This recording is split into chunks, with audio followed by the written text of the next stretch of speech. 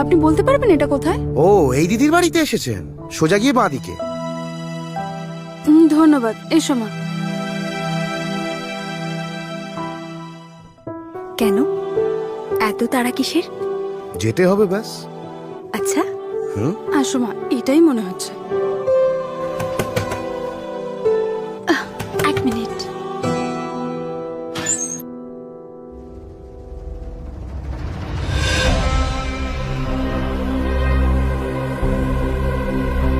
তোমরা তোমরা এখানে কেন এসেছো?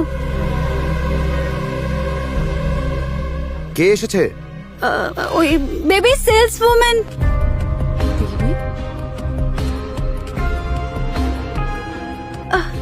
তোমার লেট হচ্ছিল না? হ্যাঁ, আসছি। কাল দেখা হবে, বাই। ভিতরে এসো। আসো মা।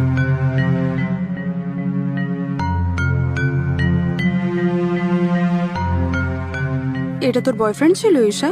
তোর কি? তাহলে মায়ের সাথে কেন দেখা করালি না? আর এরকম কেন বললি যে আমরা সেলস ওম্যান? কি বলতাম? এটা আমার মা, যে গ্রামে থাকে, চাষ করে। তুই এগুলো বুঝবি না আকশা। ও খুব বড় লোকের ছেলে, ও এগুলো বুঝবে না। কি বলছিস তুই? ঈশা, এটা বলিস না যে মা ছোট থেকে কিন্তু তোর রেন্ট আর ফিস দিয়েছে ওই জমিতেই কাজ করে। জাস্ট বিকজ তোর একটা ভালো লাইফস্টাইল দরকার, একটা ভালো ছেলেকে বিয়ে করতে চাস, তার মানে এটা নয় যে তুই মায়ের সাথে এইরকম ব্যবহার করবি। হ্যাঁ, তো সমস্যা কোথায়? হ্যাঁ, ভালোভাবে জীবন তো সবাই কাটাতে চায়, তাই না? আর এমনিতেও আমি মিথ্যে বলতাম না যদি এই মহিলা শহরে থাকতেন আর পড়াশোনা জানতেন। অশিক্ষিত কোথাকার। ভালো হয়েছে যে আমি আমার মোবাইলটা ফেলে গেছিলাম, নাহলে তো আমি জানতেই পারতাম না যে তুমি আমায় মিথ্যে বলছিলে। তুমি তো বলেছিলে তোমার মা একজন প্রফেসর। ইনি তো শুনছি চাষবাস করেন।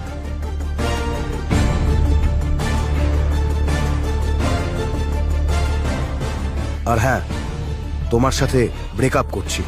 না, আমার কথা শুনে please. I can explain, listen to me please. আমাকে আর কল করবে না। অমল,